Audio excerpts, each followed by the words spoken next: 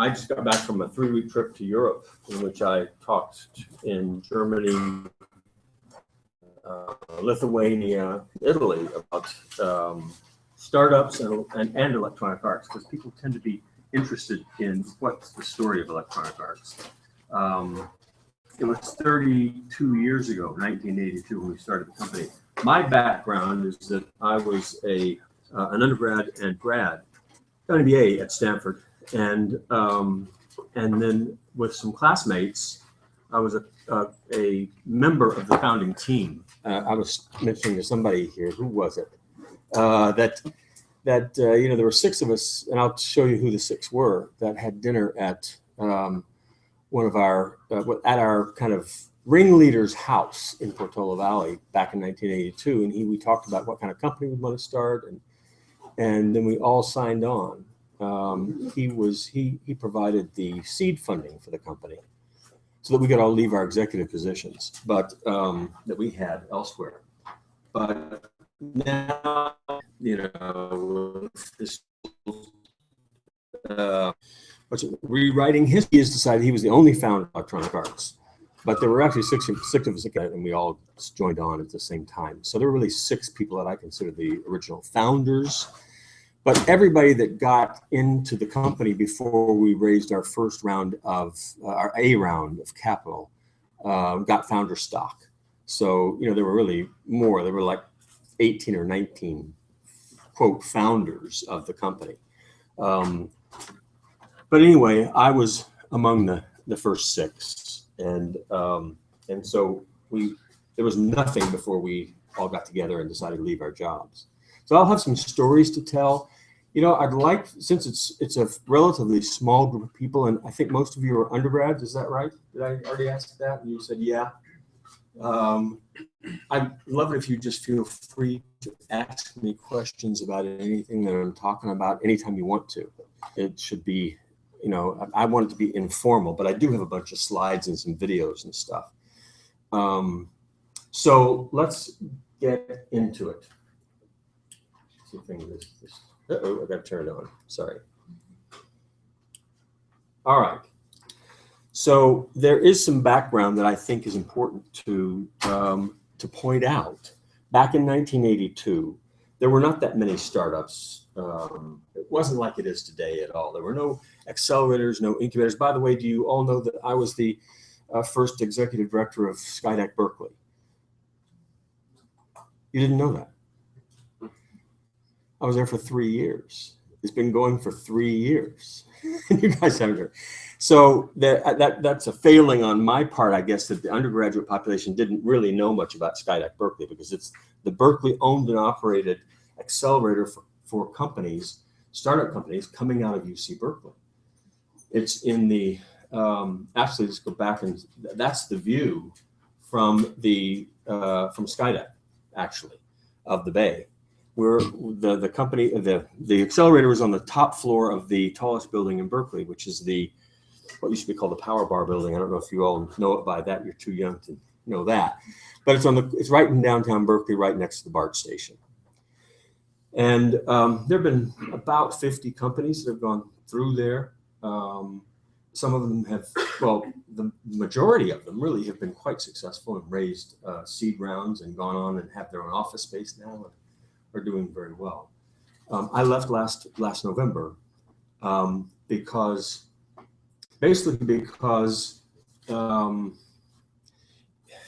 UC Berkeley is a state institution that is extremely political and has a kind of a independent fiefdoms of administration that don't get along very well.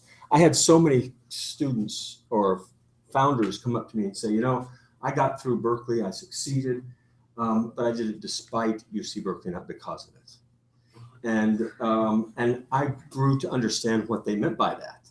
The students here are just are the best in the world. We had fantastic student startups that came to UC Berkeley, and partly we had some professor startups and some grad student startups. And it's a great student body. It's a great student body. The administration has something still to learn. I'm not sure they ever will, because it's such an old institution and it is so political. But I left because I felt like that it was necessary for Skydeck to take a step to redefine its relationship to UC Berkeley so that it could be independent, because Skydeck was being starved of operating capital. And so only by becoming a separate entity could we raise our own funds. And the administration of Berkeley decided, no, they didn't want that to happen. They didn't want it to be a self-sustaining thing. They wanted to control it totally and keep it very, very underfunded, so that I only had, it was I and one other person for 40 companies. And that just, we couldn't grow, we couldn't really service the companies properly with such a low staff, and the administration was not willing to put the money up to help it to grow. So, and I wanted to pull it away, not pull it away, have a close relationship, because Berkeley has a fantastic reputation for startups and stuff. But I really wanted to be able to go out and raise money separately for it, and that was not acceptable. So I left in November, and now I'm doing something new, different. One of the premises, or one of the things that I wanted to do with Skydeck was engage more international companies, bring the best in the world to Skydeck, to make it be the leader in the world for startup companies that come to Silicon Valley. That was also not acceptable to the university, because California is the state owns it, and it's for California students only, and they didn't want to expand internationally. So I found that to be a big problem, and there is a huge demand from outside the United States to get a foothold in Silicon Valley. And the only distinguishing characteristic really that Berkeley has to offer, since there's Y Combinator and StartX at Stanford and 500 startups, and there's about 100 accelerators in Silicon Valley. And the distinguishing characteristic that Berkeley could deploy, if it wanted to, UC Berkeley could, is to be the leader in the world, to bring companies from outside the country, get the best. And it just didn't want to do that. So that's kind of where I'm coming from. I think the students at Berkeley are fantastic. You guys are top-rate students. You have great ideas, great startup companies. I'm on the board of a few of them that came through Skydeck. And it's just that there is a institutional problem with allowing any entity like a private startup accelerator to exist at UC Berkeley. But anyway, let's go to the sort of the background, some context of Stanford. One of the things that gave rise to Silicon Valley was, of course, government funding. That was back in the 50s. I don't know if you all know, there was a guy named Fred Terman, who was chairman of the College of Engineering at Stanford. And instead of having his professors be forced to take on, to survive by the publish-or-perish rule and gain tenure in that regard, his attitude in the early 50s, was that in order to get tenure in the engineering department at Stanford, the professor had to go out and start a company. He could stay out for as long as he needed to. He was guaranteed his professorship whenever he wanted to come back. If he didn't ever come back, okay. If the company was successful and became rich, okay, and didn't want to come back to this university, that was all right. If his company failed and he wanted to come back to Stanford and teach, which tenure is an attractive thing, and teaching is an attractive thing for certain people. But the dean wanted everybody to have real world experience by going out and being guaranteed a place to come back in. And that kind of started the revolving door of startups. Where did they get the money to start up? From the US government. The US government was pouring billions of dollars into Stanford and to Berkeley. back then. And I think one of the things that was substantively different in the two universities was that the founding grant of Stanford had its object to qualify its students for personal success and direct usefulness in life. And when I don't know what the founding grant of University of California contains, but the resulting what happened, or what I see now, is that the object of the university seems more here to be to breed Nobel Prize winners, special parking places for them. There are the most Nobel Prize winners in the country are UC Berkeley professors, or were. I mean, that they have that. So the focus, I think, the differences between the two universities that are the two superpower universities who are in this area, is that Stanford was always focused on its students and making its students have productive and useful lives. I think Berkeley was much more interested in research and having a premier reputation for basic research, and so that leads to a bunch of different outcomes. And one of the things that I did in 1971 was I was able to, through Stanford's auspices, go to Africa and do field research in a village out in the middle of the jungle in Liberia, and did my thesis on that, my thesis for undergraduate school. So the independent learning thing, the desire to learn and kind of do your own thing, was always sort of inbred, always, from the very beginning at Stanford, back in the 60s and 70s. I don't know what the situation was at Berkeley, but what I see the difference is that part of it is that there's so many more students at Berkeley. It's harder to deal with them on a one-to-one basis. They're more like numbers. At Stanford, it's so much smaller, 15,000 students total, with grad students, that you get a lot more personal attention. But it doesn't mean the students themselves are different at all, and that's something that you have to give credit to the UC Berkeley students, who, despite all odds, can still excel, even though they aren't really helped along by the institution as much as they could be. So when we go back to the whole idea of starting your own and doing your own thing was inbred in the undergraduate student body at Stanford. So that when we started the electronic arts, we didn't do a garage. There was no garage. This is a Portola Valley ranch home that Tripp had bought, that we met in the first in July of 1982. And that evening at dinner, we had 6 people. These are 5 plus Tripp. Tripp and I and Bing were all business school students at Stanford, the same class. And Rich we were all Tripp was 28, we were 32. Rich Melman, who was VP of Marketing at VisiCorp, has anybody heard of VisiCorp? You're too young. VisiCalc was the first spreadsheet on an Apple II. Predates Lotus or anything else, Excel. It was the first spreadsheet on a microcomputer. And the company was called Software Arts, but they changed their name to VisiCorp. Rich was in his 40s and had been the VP of Marketing for VisiCorp. I was an executive. I was in charge of international market development for Atari's home computers back then. And Tripp had joined Apple right out of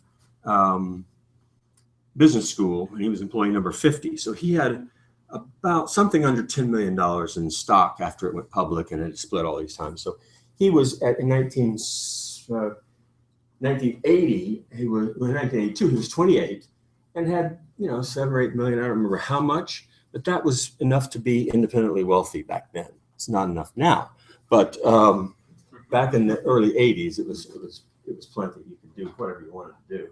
Dave and Pat worked for Tripp at Apple. Tripp had been the marketing manager or director of marketing, I don't remember exactly what his title was, for the Lisa. Have any of you ever heard of the Lisa?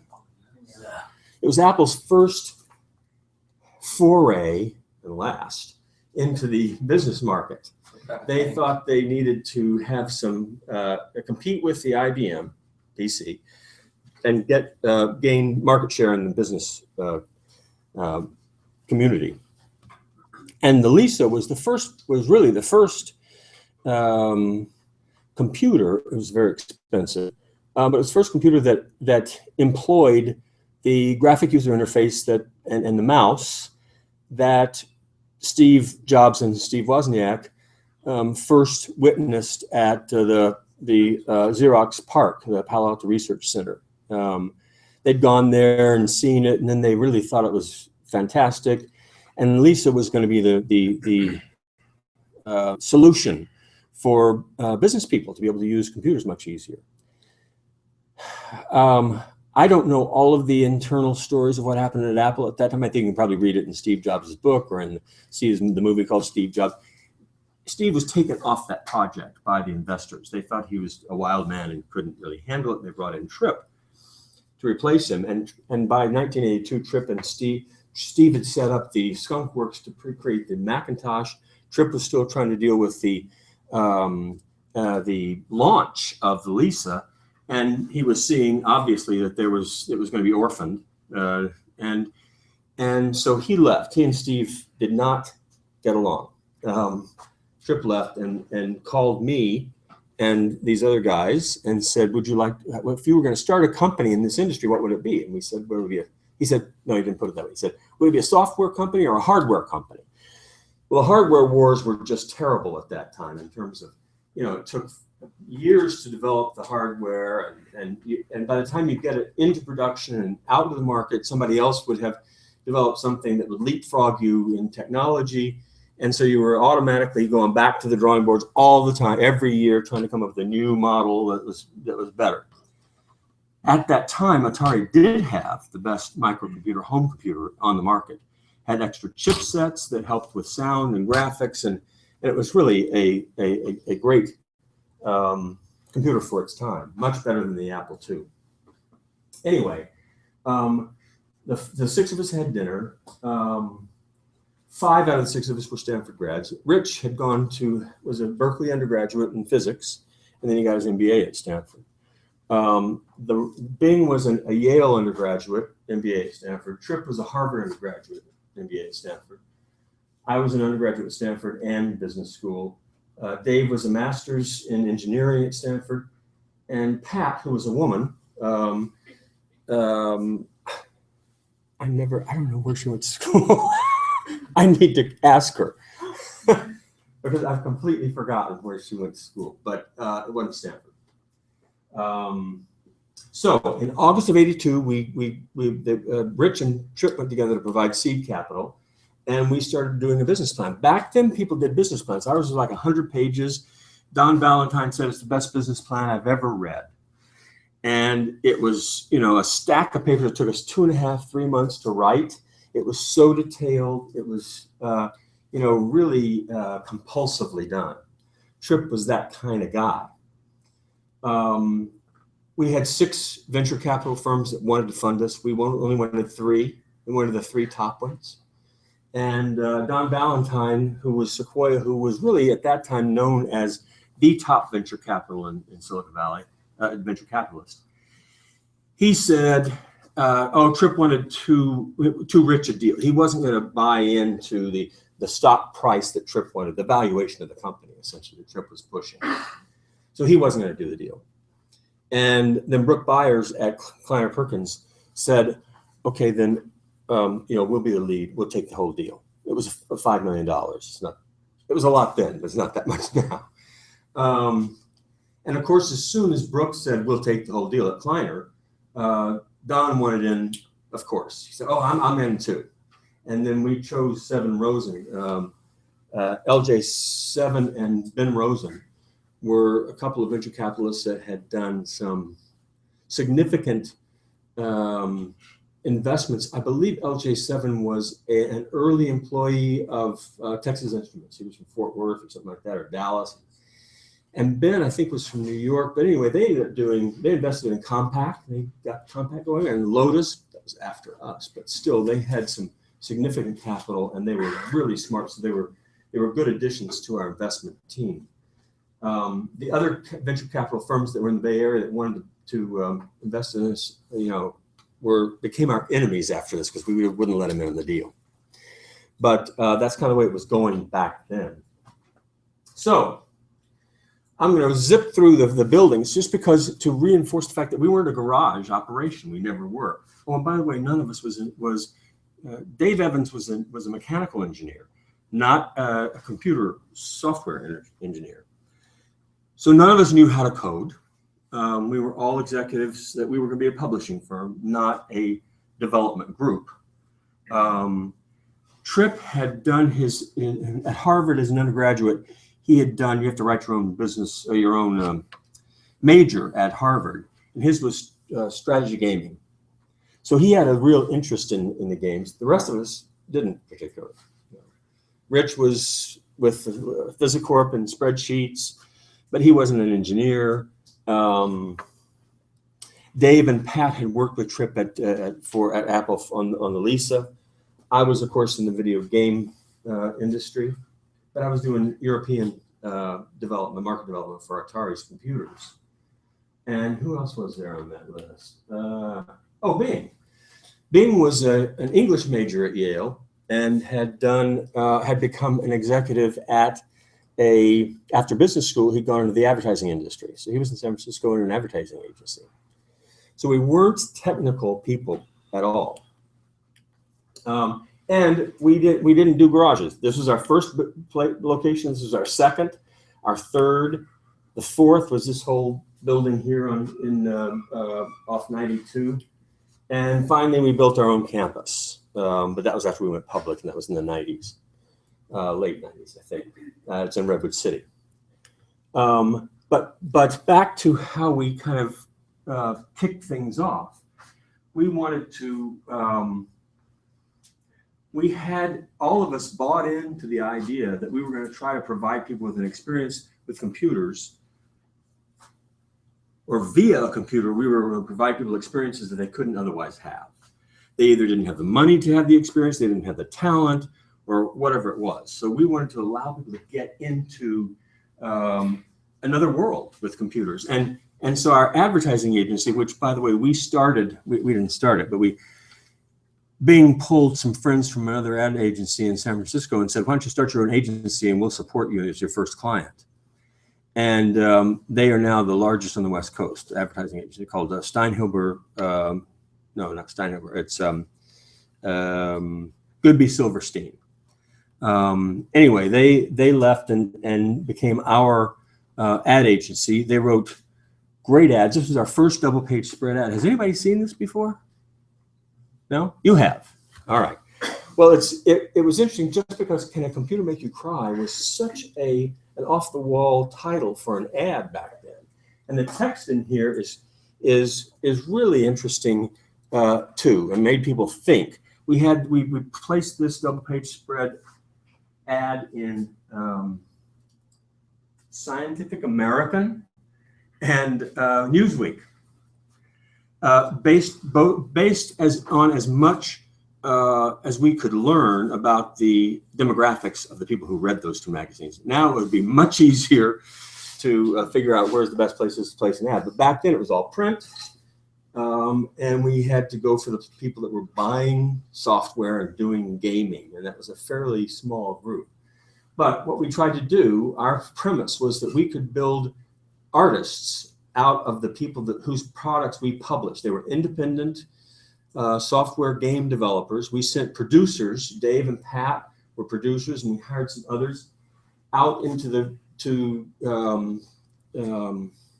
what they call them back there? They were developer groups, essentially. They were, Saturday afternoon, Sunday afternoon groups that got together to just talk about gaming and game production.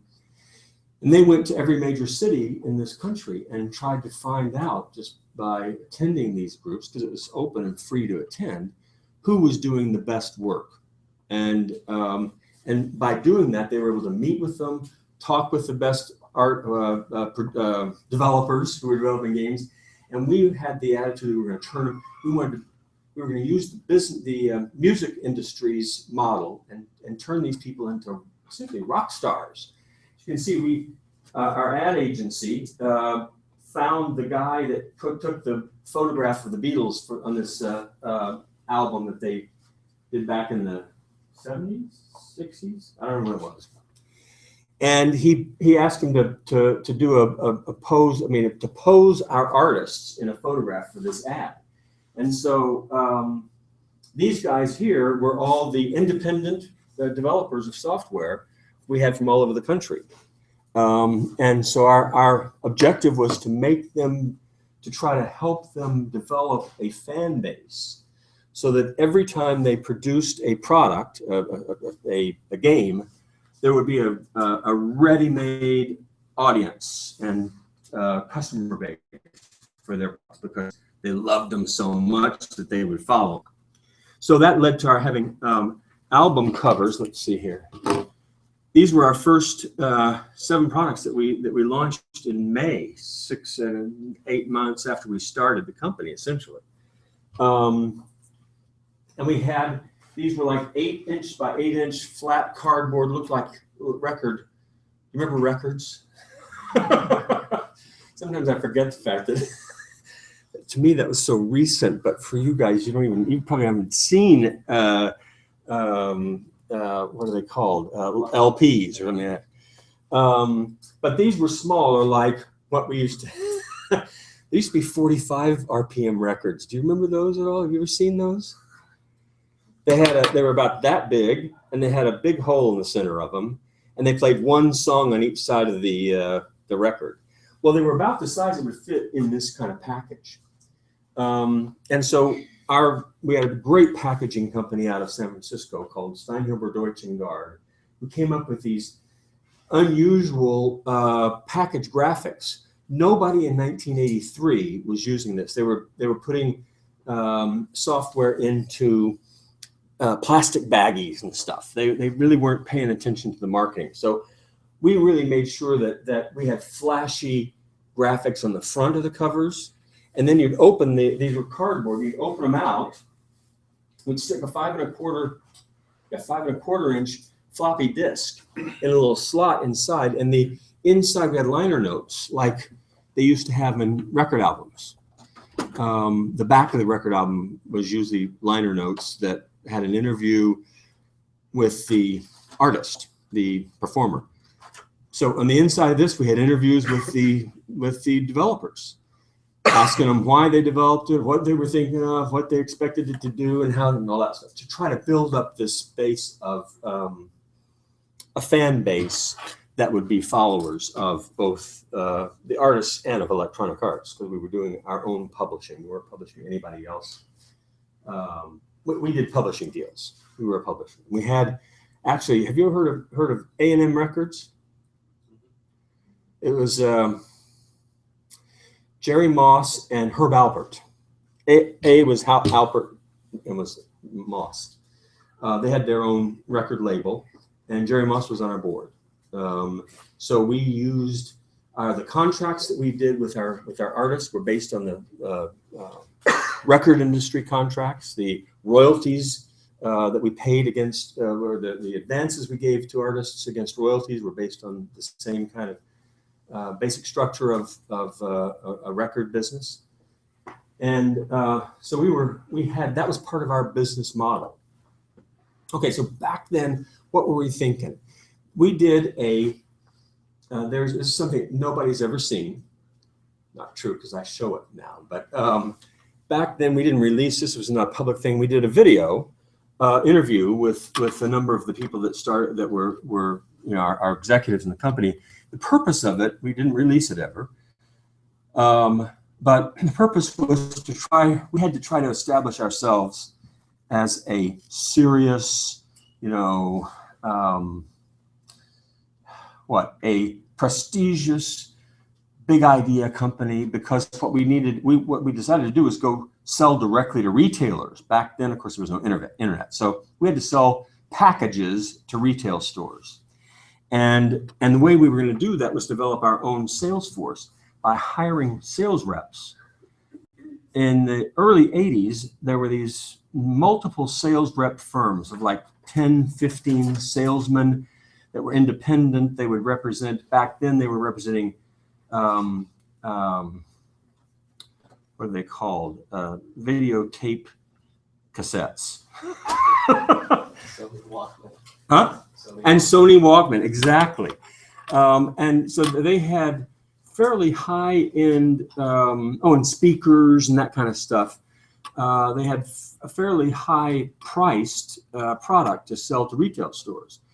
Well, our products were $35, $40 a package.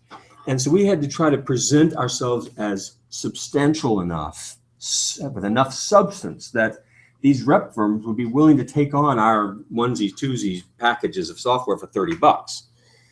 So we created a video that we then showed to the rep firms to show what we were, doing. Well, this is clips from that, and it's what's interesting to me even now, 32 years later. And the reason I show this is because we were able to do what we wanted to do. I mean, what we intended to do, and that's an unusual thing in this world. So, hold it. Let me see if I can stop this thing. We need to figure out sound. I wonder if it's my machine. Oh yeah. Let's go back. All right, can you hear that okay? Is that volume okay? In order for us to do what we are trying to do, we have to be obsessed, and we have to be a little bit arrogant. We have to be a little bit cocky about having a sense of possibilities that are open to us that aren't open to others because of our convictions. And if we didn't feel that way, if we didn't even have a little bit of sense of not knowing what we don't know, and if we were too conscious of the pitfalls, if we were too conscious of the obstacles, we might lose our conviction. And we really do have a sense of really being obsessed with it and really believing that we know how to do it better than everybody else. And that may seem arrogant, but if we didn't feel that way, we wouldn't be able to pull it off. And it's because we feel that way that we're going to. Okay, when I was at Skydeck, when I have people come in and talk, a lot of international people came in to hear about what's going on in Silicon Valley and how our startup started and all that stuff. I show this because what Tripp said, that was Tripp, our CEO. I had lunch with him last month. He says there is still valid. I mean, it was true 32 years ago about founders of companies. They have to have this immense confidence that looks like arrogance or seems like arrogance, but he used to say it's not arrogance if you can do it. And that's what I saw in the companies that were coming out of Berkeley at Skydeck. They had this, the founders have the same attitude. In fact, everybody involved in the company has to believe this, has to believe in themselves more than is probably rational to do. Because if you really knew what you were going to have to go through to make a success, you'd probably not do it. So you have to kind of be a little bit blind to it. You have to kind of believe in yourself beyond what's probably realistic.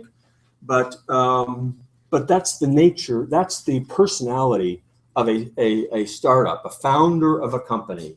30 years ago and today, it's the same psychological makeup.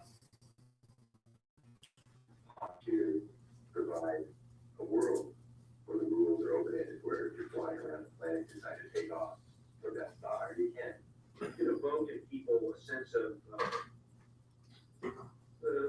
wonder, curiosity, intrigue, maybe a little smile for a grandson who learned how to do something on a grandfather's machine. I'd like to write some software that interacts with you in a way that's really close to the way a person would interact. You may become attached to some of the software characters, and you may develop emotional feelings about some of the personalities of the software. Well, that makes you the idea of a software friend, and that sort of should be built into a computer. It should be built into a program too. A lot of good design just cause you to smile. And you look at it and you want to smile. Okay, so 32 years ago, we had no idea about the internet. It did exist then, but we didn't know about it. And there were certainly not cell phones. And there was no software friend in anything. There was no Siri. But even then we were thinking, Bill Budge was the guy that talked about the software friend. He wrote Pinball Construction Set. So he was one of our first artists. Great guy, Berkeley grad, and still around. But that was we all believed that that's what we were going to be able to deliver to consumers, was this experience that they couldn't have any other way. And it needed to be a personal and emotional one with the computer. Up to then, the computer had been just a way of doing spreadsheets or word processing, and we really wanted to make an impact on the world by establishing an emotional relationship with software. And so it's always, when I hear that, I think, God, how were we thinking about that 30 years ago? There was no internet. There was no handheld device at all. We're at the start of things, and it's just settling down. How this business is really going to be run and organized is, I think electronic arts is going to be one of the leaders because of the professionalism of the people that are planning the organization and doing a lot of thinking about the structure of the artist relative to the producer inside the company, relative to the production and distribution aspects all being, integrated into one package. It's more or less where the thinking's got to be. It used to be just a guy in his garage can start selling. And that's still true today to some extent. But it doesn't go very far. The bunch can tell you, you can try that and get your family involved in working on it. But in the end, you really need to understand how to market the product as well as develop it. Okay, that's probably the most dated quote of these videos. It's Steve Wozniak. He was on a board. We all know him.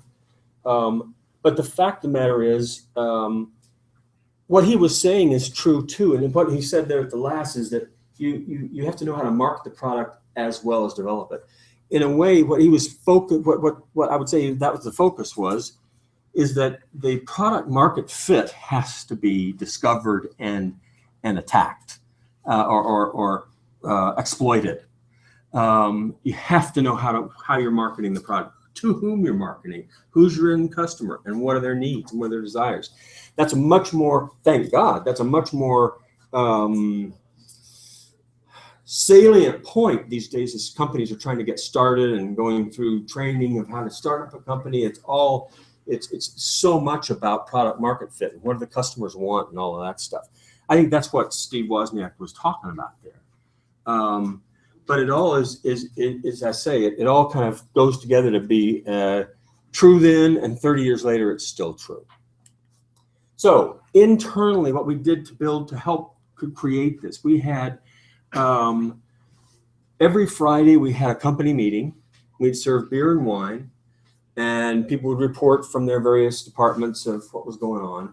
For the first, this is in order to help build and maintain the electronic arts culture internally. That's a big deal. It still is in companies that get started, than in startups today. Developing your own company culture. We had the policy until we had 100 employees. Every person that applied for any job at Electronic Arts had to interview with every person currently employed at Electronic Arts. So, after 100, we started taking 3 or 4 weeks for people to get through the interviews. And that was too much. We had to curtail that. But what it did is an interesting thing. If somebody was applying for a clerk's position or a warehouse position, they still had to interview with everybody in the company. And only the executives had veto power. But everybody in the company who met with these people, it was 15, 20 minutes, something like that. They had to send a little, comment sheet to the executive committee about every person. And what that did was, after going through 3 or 4 weeks of interviewing people, the applicants felt like after they'd gotten the job acceptance or job offer, they felt like they must be fantastic. They made it through 100 people. And the people that were doing the interviewing, even though they knew that they didn't have veto power and couldn't say no, I don't like this person, still felt like they had some power to determine who was joining Electronic Arts. That built a very powerful culture in the company. And it was quite diverse. So what else did we do to help develop the culture? You know, we'd have private screenings. When the movies would come out that we thought were pertinent to the current day culture, you know, we'd rent a theater, and at 10 o'clock in the morning, the whole company would go to the theater to watch the new movie. We did that with Indiana Jones, with the new Star Wars movies and all that stuff. That was another addition to the corporate culture. We also had we had a bunch of creative people in the company, engineers who were musicians and other stuff. And they wanted an outlet. So at one point we got the whole company, well, these guys did wrote lyrics to popular songs. And then the company employees, all of us got together and performed covers of these popular. And we have an album, there's like 16 or 18 tracks on a cassette.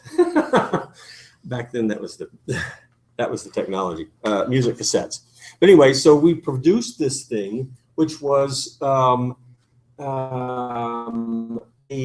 musical expression of our sort of internal culture, and what the lyrics were sort of making fun of Electronic Arts. I'll just show you this briefly because it's funny. I mean, it's not funny, but it's exemplary.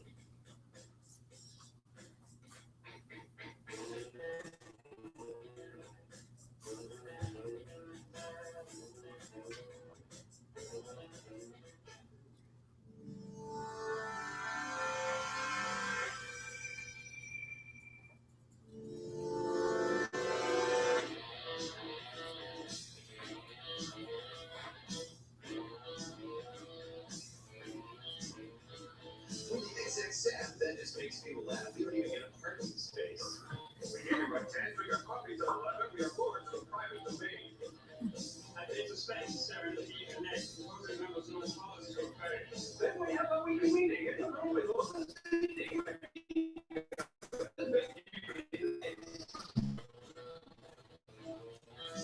You guys familiar with this song, Seas Walk This Way or whatever?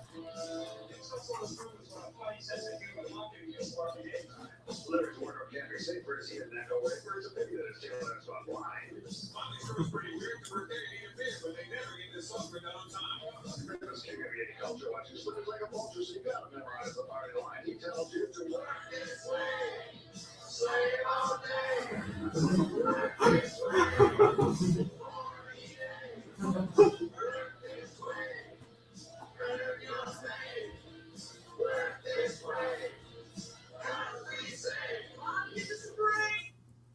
That's the first phrase. But there were 19 songs on this tracks on this tape that were all written with lyrics by the crew, by our staff, mocking Electronic Arts. So it was a great fun thing. We built a wonderful culture there, and that helped make things feel better, even though I'm not sure it made things go better. So what was the hard stuff that we faced? We did. Every year for the first 7 years, every year we had to lay off people. We were going up and down all the time. Yeah, all of our founders after 9 years were gone, except for one. Bing stayed there for 28 years. I was gone after 7. Tripp was gone after 9. Dave Evans was gone after 4. And then Pat Marriott and Rich Melman were fired after the first year. So it's not like we had this cohesive founders group that was just, doing so well. In fact, the 6 people that met at Tripp's house for dinner have never been in the same room since. Interesting. Our Rockstar game programmers didn't work. I mean, it turns out that game programmers back then, partly due to the fact that the hardware was advancing at a fairly fast rate. When we first started the game developers could make a game in 6, 8 months, a year, something like that, by themselves in their own homes. It got to the point where they needed more help. They needed more additional tools, and they also didn't seem to have more than 1 or 2 games in them. I mean, it was not like they could just continue. It's not like a songwriter, okay, who could come up with different songs. These guys had a ton of work to put into these things. They didn't have multiple games in them. That didn't work. We thought we'd have to go. We thought our game business was not going as fast as we wanted it to. Our investors were upset. So we thought we'd need to get into productivity software for the home. We spent a year and wasted millions of dollars trying to publish a productivity software called Get Organized. It was a spreadsheet, a database, a calendar, a word processor, all in one. All right. Finally, we didn't have enough product to sell, so we had to become distributors for other people's product. That was anathema to us. We didn't think that we should ever have anything but what we made, what we published to distribute. But we had to take on other people's products. And then, of course, game development got to be a lot more like a movie rather than a piece of software. And the internet came about in 1996. My God, Electronic Arts still hasn't caught up with what the internet can do, because the internet was first pretty weak, and then went backwards with the Zynga and the video games for Facebook and stuff. And so you still don't have, Electronic Arts still doesn't have its groove into the internet.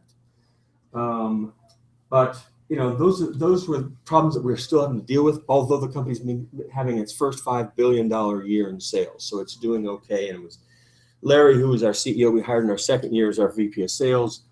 And he's done a great job with the company, chairman of the board now, and has been conservative. So the company has no debt. And even though it's been losing money a lot for the last few years, it can handle that for a number of years until it can figure out how to change. It's a big company now, but it'll still figure out how to make the alterations it needs to survive. So lessons, I've got 5 lessons that I kind of put together in my opinion.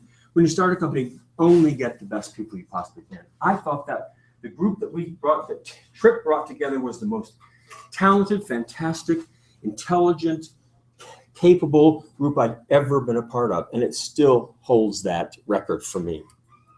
The other thing is try to make the biggest impact you can. We were thinking big. We wanted to change we wanted to create essentially a marketplace for software games that didn't really exist in any way, and we wanted to do it for the whole world. Another one is always be honest and true to yourself, even when it doesn't give you the advantage.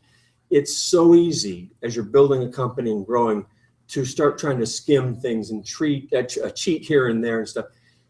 That never works. You can't do that. You've got to stay honest to yourself.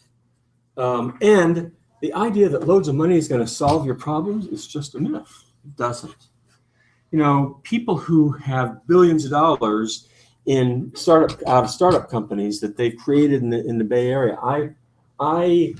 I'm 65. I think that I have enough experience, and I know a lot of them, and they're not happy people. It's the guys that drive so hard to get to run billion-dollar companies are not basically contented with anything. And so money doesn't solve problems at all. It just kind of, it can certainly solve your debt problem, but it doesn't solve any other kind of emotional life problem that you have. You've got to do that for yourself.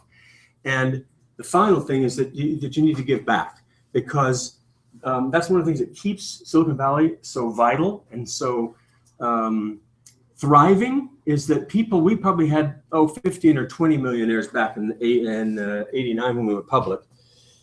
And every one of those people has given back in the form of investments. Now, it's not gifts, but it certainly keeps startup companies coming through. You know, they keep funding startup companies through, you know, the billionaire or the millionaires that come out of the startup companies in the Bay Area. It really is a privilege to go through the process of starting your own company, trying to control your own destiny, trying to do something big. It's never easy. And I've never had as good a company. I've done 4 or 5 other startups. I've blew one completely. The others have sort of been It's not easy to do a big winner like Electronic Arts. but it's worth it. And it's worth it emotionally and for your career for the rest of your life. And so giving back to help other people do the same thing is a big thing that you need to do. So that's 6 o'clock and time for the class to be over, I think. Can I take any questions? Yeah. Yes, sir.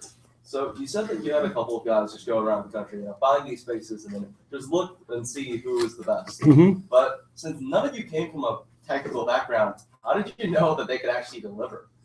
I mean, just because. Well, because most of them already had the enough of the components of their game that we could see how it was going to work.